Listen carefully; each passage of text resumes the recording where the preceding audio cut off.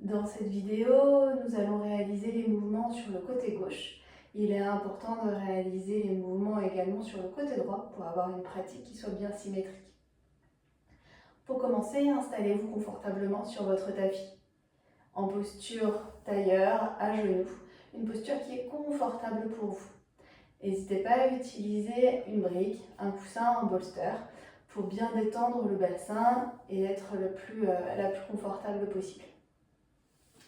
Pour commencer, on va pouvoir poser les mains sur les genoux et commencer par respirer tranquillement. Vous pouvez fermer les yeux pour tourner vraiment le regard à l'intérieur de vous et vous centrer sur vous. Ressentez tout d'abord l'air qui rentre dans votre corps à l'inspiration, puis qui ressort à l'expiration. Sans jugement, ressentez vos côtes qui bougent. À l'inspire, qui viennent se soulever pour se resserrer et redescendre à l'expiration. Inspirez, sentez les côtes à l'avant, sur le côté, s'ouvrir, s'écarter. Et à l'expiration, sentez les côtes qui redescendent. Sentez également votre ventre qui peut venir se bomber légèrement à l'inspire, sous l'action du diaphragme, pour revenir ensuite à sa position initiale, à l'expiration.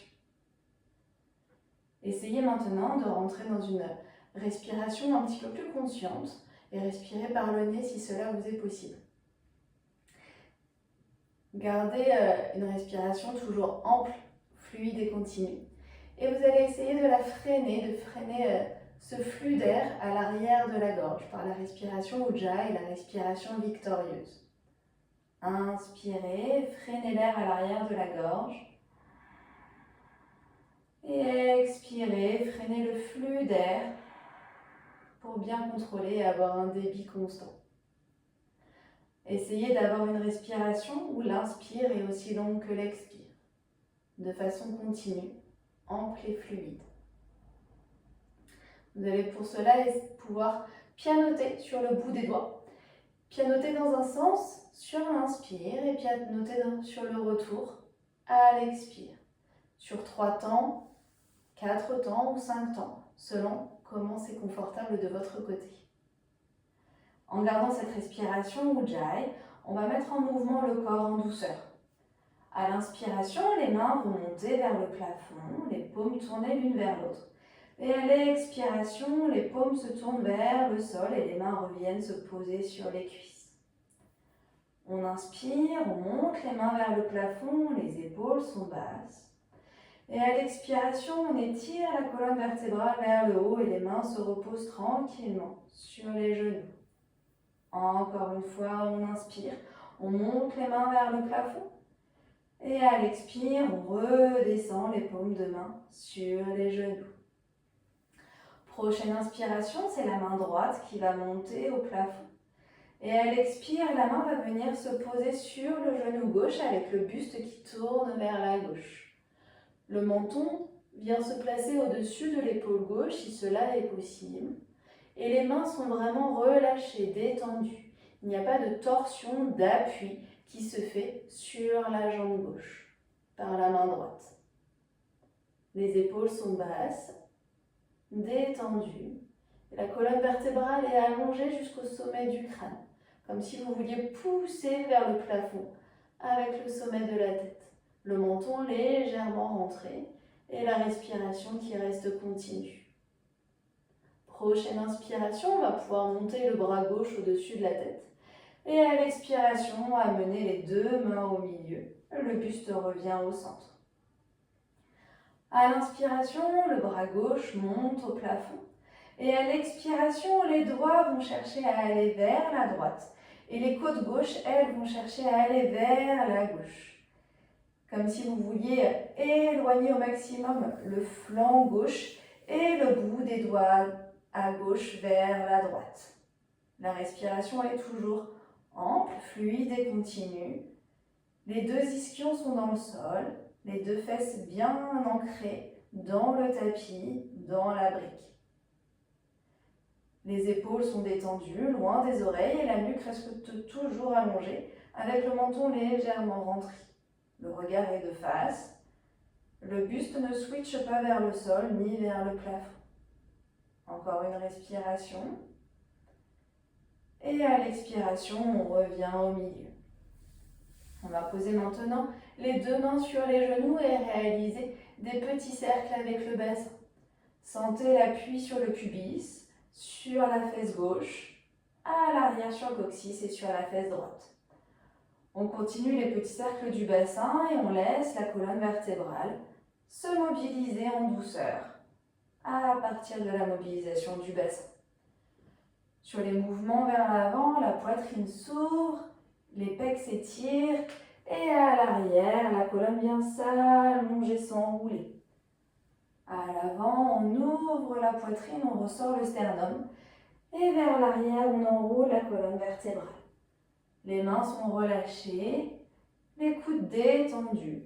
Le mouvement vient vraiment de la colonne vertébrale. Et on revient tranquillement au milieu. On va pouvoir passer maintenant en posture de la table, en venant en appui sur les mains et en enlevant le support sous les fesses. Dans cette posture, les mains sont sous les épaules, les genoux sous les hanches. Les doigts bien étalés au sol avec les doigts qui pointent vers l'avant. Les genoux, largeur du bassin. À l'inspiration, la jambe gauche va s'allonger vers l'arrière, le pied est pointé. Et à l'expiration, le genou vient vers le nez. Inspirez, la jambe s'étire vers l'arrière. Et à l'expire, on ramène les genoux. À l'inspiration maintenant, si c'est possible, on ajoute le bras droit et on étire la main droite vers l'avant. À l'expiration, c'est la main qui vient se poser sur le genou. À l'inspiration, on étire, on éloigne, main, pied. Et à l'expiration, on ramène. Continuez à votre rythme. L'épaule gauche est solide, stable, loin de l'oreille. Et le pied droit peut servir de contre-appui pour se stabiliser dans le sol. Encore une fois, on inspire, on éloigne. Et on expire, on ramène. On revient au milieu. Et cette fois, à l'inspiration, on va venir en posture de la vache, où le dos va s'étirer, la poitrine s'ouvrir vers l'avant. Et à l'expiration, on enroule le bassin et toute la colonne pour amener le regard vers le nombril. À l'inspiration, les épaules s'abaissent, la poitrine s'ouvre et le regard est au bout du tapis. Et à l'expiration, en posture du chat, on enroule la colonne vertébrale du coccyx jusqu'au sommet du crâne. Les épaules restent bien basses, loin des oreilles. Et c'est toute la colonne vertébrale qui se met en mouvement. Encore une respiration où on inspire, on ouvre les pecs, on allonge le dos. Et à l'expiration, on enroule. On revient ensuite en posture neutre de la table. Et on va pouvoir allonger les mains vers l'avant. Le bassin reste au-dessus des genoux. Le front posé au sol. La poitrine se relâche complètement vers le sol. Posture du chiot. Si c'est trop inconfortable et trop intense au niveau des épaules, n'hésitez pas à plier les coudes et à venir placer les mains juste au-dessus de la tête. Gardez la respiration ample et fluide. À l'inspiration, laissez le ventre s'épanouir, se relâcher. Et à l'expiration, laissez le ventre s'étirer, s'essorer. Inspirez, laissez le ventre se détendre. Et à l'expiration, le ventre qui remonte et qui s'étire tranquillement pour masser un petit peu les organes de l'abdomen. Encore une respiration. Et ensuite, tranquillement, on va pouvoir baisser les fesses vers les talons. Le front reste posé au sol et les bras viennent se placer le long du corps. Épaules relâchées, tout le corps se détend et vient s'ancrer ici dans le sol, dans la posture de l'enfant. La respiration reste toujours fluide et continue.